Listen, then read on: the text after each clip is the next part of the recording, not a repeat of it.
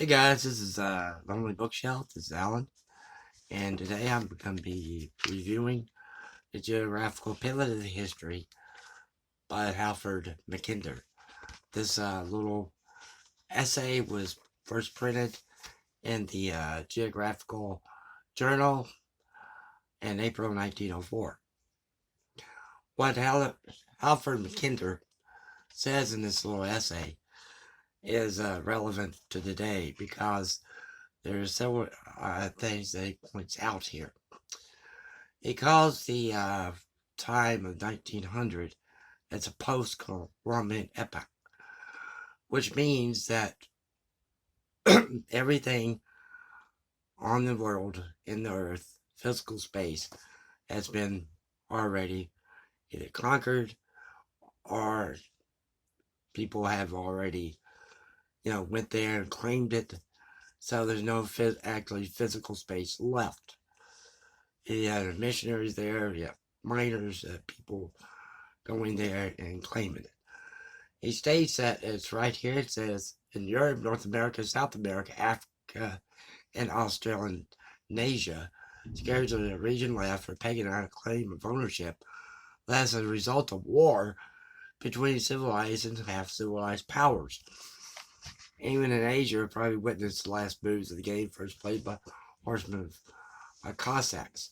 He calls this post-Columbian age a closed political system, and that every explosion on social forces, instead of being dissipated in surrounding circuit of unknown space and barbaric chaos, will be sharply re-echoed from the far side of the globe. So what he's saying is that there is a conflict, say, before 1900, a conflict between two tribes and, say, Bahamas or Caribbean. The people living in England at the time, they wouldn't care less about it. The people in Russia, they wouldn't care less. India, they wouldn't care less. The two tribes. Nowadays, after 1900, it echoed. And this is right before World War I, and also 40 years, 39 years before World War II, when the echo starts to reverberate around the world.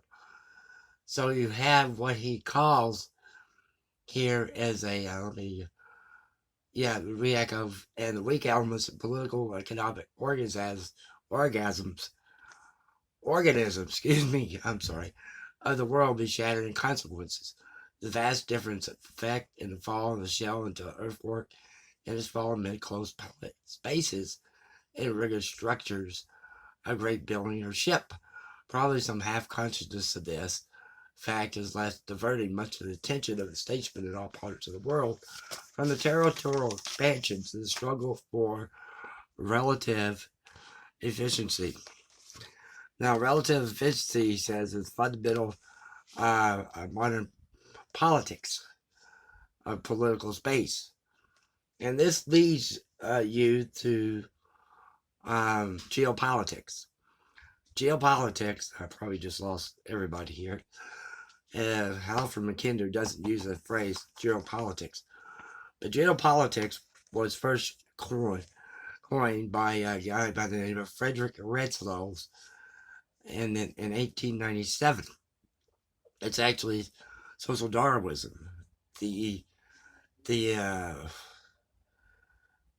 It's political necessitates expansion, that weaker states give up living space to the stronger.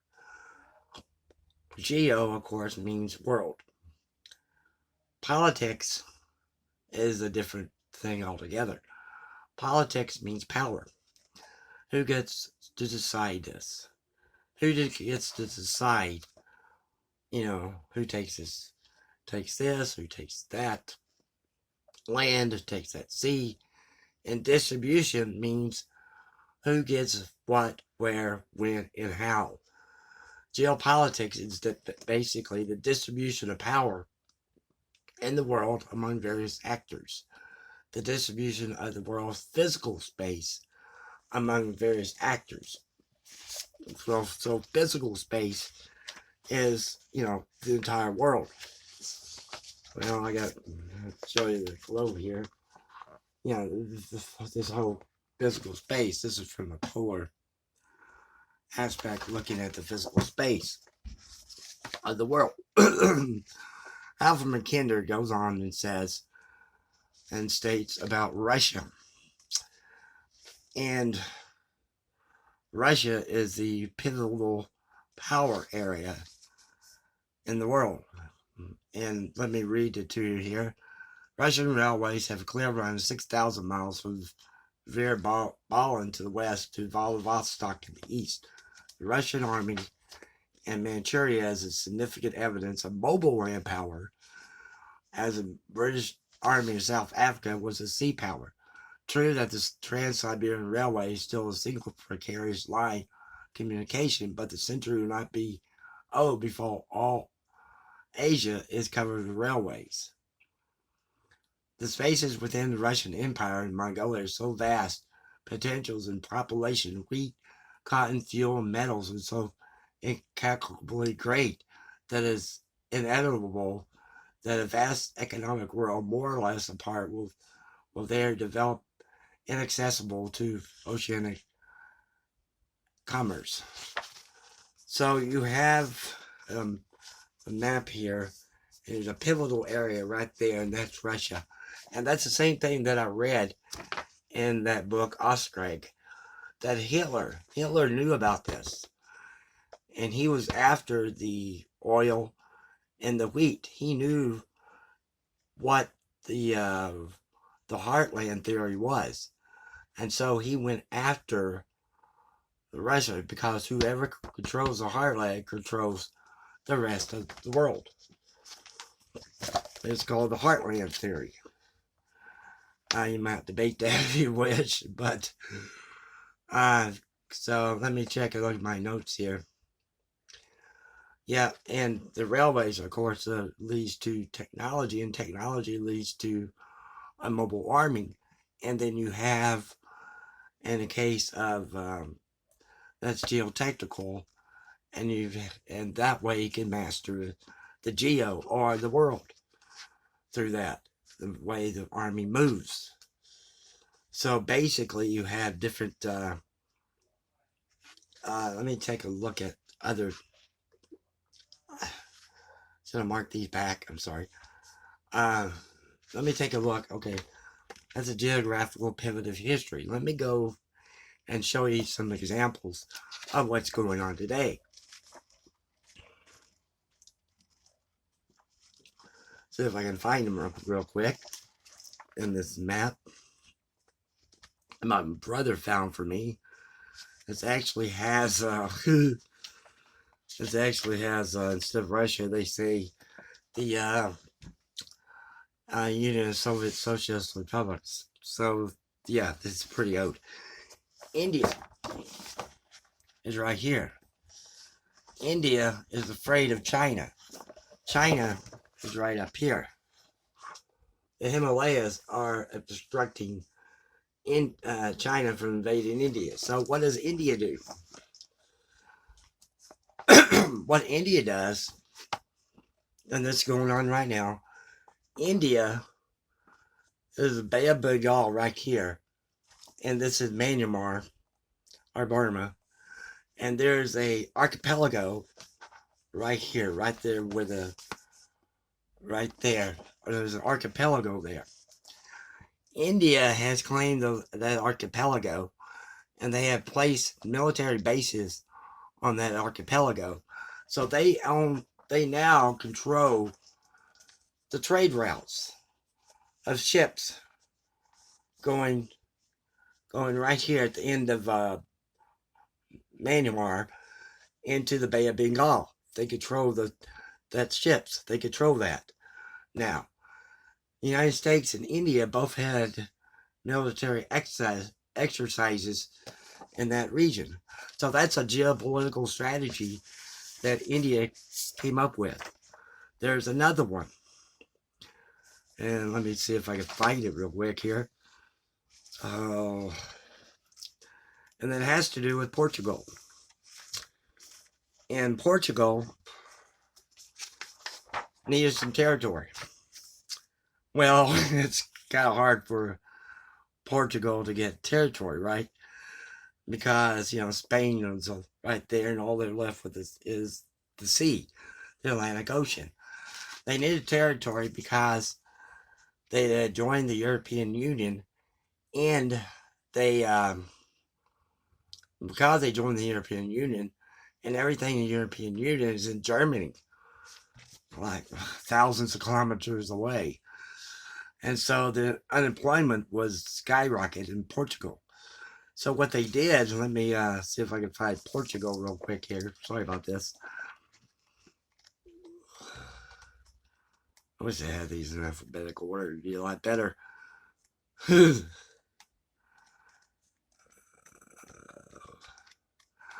What Portugal did, I'll explain it here until I find it. What Portugal did, since they didn't have any room in the land, they went out to the sea. They now own an archipelago outside of Portugal. Oh, here we go. Yeah, this is Spain and Portugal. Portugal's right there, right here, and this is Spain. Portugal's right here. So what Portugal did, they went out to the sea. They actually got some archipelagos, and they also claimed those archipelagos. Not only the land, but down below, the bottom of the ocean, and all the way up to the sky. They claimed that.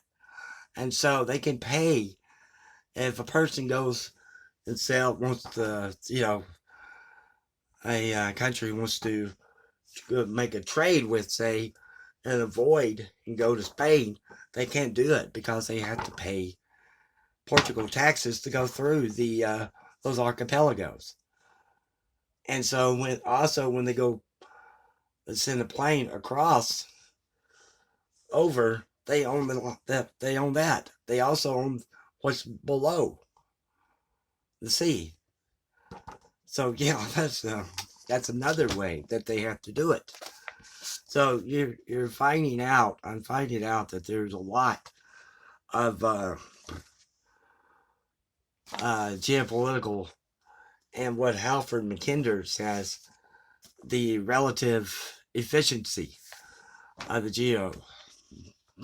Sweden is right here. Sweden actually lost to Russia some years ago. They used to be a huge kingdom, and they lost. And there's this. Unfortunately, this is an old map. It doesn't show this this country, and the country, because you have the Baltic states up here with Estonia, Latvia, and the other states. There's one state that's right here that is controlled Kaliningrad, and Kaliningrad that is Russia owns. And look how far close it is to Sweden. It's not that far away. So Sweden is getting nervous.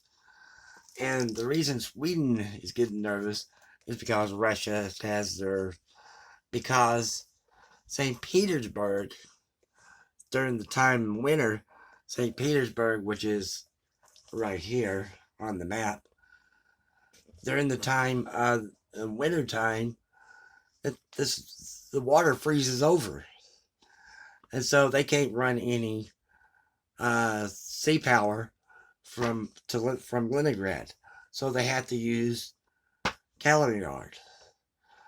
There's a recent report. The U.S. general said that they're going to bring tanks into Kaliningrad because Sweden is part of NATO, and the United States wants to protect Sweden. And so you have that in play, and that's a geopolitical strategy of because it's a distribution of power in the world among various actors. And so then it's also geostrategy, which is a formulation planning of grand strategy, military operations, and tactical plans for the territorial control. So you have geopolitics, geostrategy, and also geoeconomics, which is the use of economics means by international actors to structurally influence world power distribution. So the United States being involved with Sweden, they know that they're going to get money from that. I'm going to go on to a little bit further. Poland had asked for money, and Poland, see if I can find Poland here. So Poland was scared of Russia because Russia might be expanding into Poland and cause you have territory. And territory and this economics. And Putin has denied this. President Putin of Russia has denied this. But the United States has put long-range missiles into Poland. And it's a violation of the ABM treaty that was signed by Reagan and Gorbachev. And also the SALT III treaty that was signed by, I think it was Reagan and Gorbachev. It might be before Reagan and Gorbachev, but the SALT III treaty ends. And that's a strategic arms limitation treaty. And that one ends pretty soon. So you have this geopolitical strategy going on. Let me do one more, and then I'll close this one down.